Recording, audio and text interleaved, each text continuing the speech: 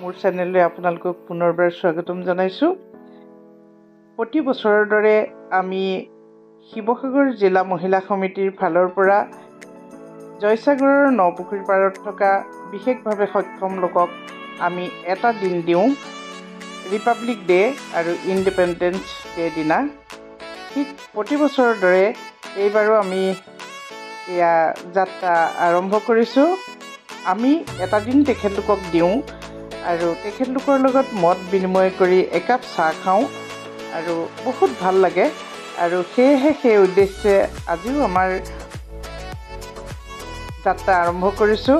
সকলো আমাৰ লগত মৃগাংক ভাইটিক আমি লৈ লৈছোঁ আৰু আহি এয়া আমি আমাৰ গন্তব্যস্থান পাইছোঁহি, নপুখুৰী পাৰৰ বিশেষভাৱে সক্ষম লোকৰ শিবিৰ।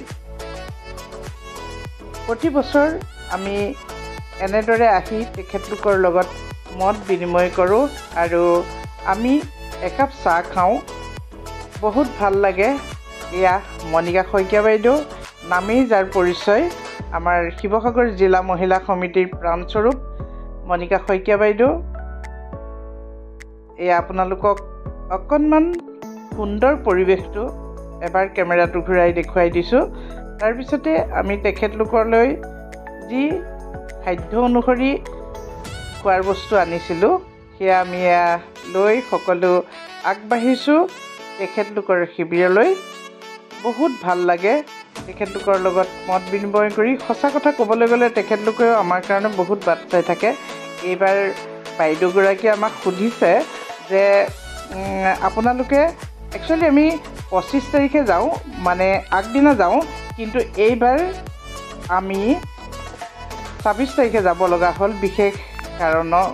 আৰু সেয়েহে বাইদেউগৰাকীয়ে আজি সুধিছে যে বাইদেউহঁতে আমাক পাহৰিলে নেকি বুলি মই ভাবিছিলোঁ। এই বাইদেউগৰাকীয়ে সুধিছে আমাক পাহৰিলে নেকি, নে বাইদেউহঁতে ক'ৰবাত বেলেগ প্ৰগ্ৰেম কৰিছে এই বুলি সুধিছে।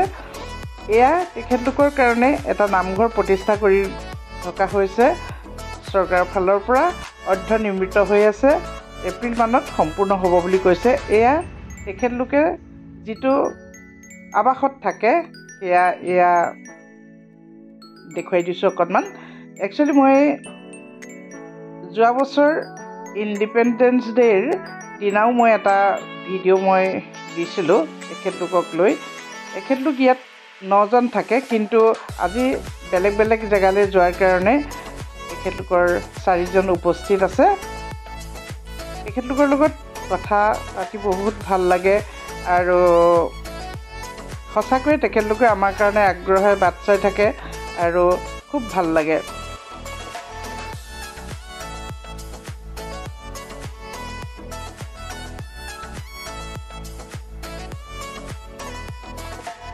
এতিয়া আমাৰ ছেক্ৰেটাৰী বাইদেৱে হাত ধৰিছে।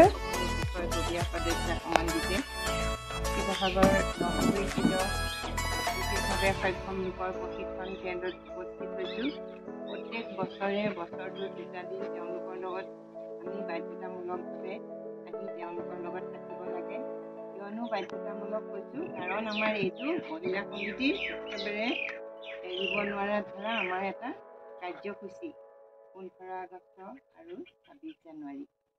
আজি 2024 চনৰ ৭৫তম স্বাধীনতা দিৱসতো আমি পূৰ্বৰ দৰে আজিও আমি আহি উপস্থিত।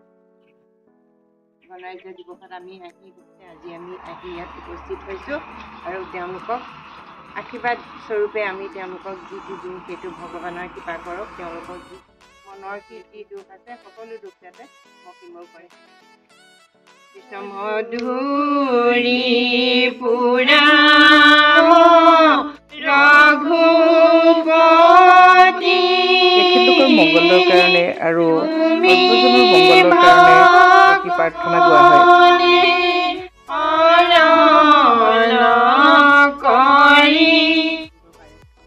এতিয়া আমাৰ মণিকা শইকীয়া বাইদেৱে দুআষাৰ বক্তব্য আগবঢ়াই। ঘৰতো থাকিলেও তেওঁলোকৰ কিন্তু অন্য ধৰণৰ কিছুমান কষ্ট থাকে। প্ৰত্যেকৰে আমাৰো তেনেধৰণে কিবা নহয় কিবা এটা আছে। ৰোগ ব্যাধিয়ে আমাৰ সকলোকেও তেনেধৰণে পীড়িত কৰি ৰাখিছে। মই এতিয়া হাড়ৰ বাবে আৰু সক্ষম ব্যক্তি বুলিয়ে মই ভাবোঁ, কাৰণ হাড়টো নহ'লে সঁচাকৈ আজিৰ দিনটি বহুত ভাল লাগিলে। জীৱনৰ পাছৰ দিনকেইটা আমাৰ স্মৃতি হৈ ৰ'ব।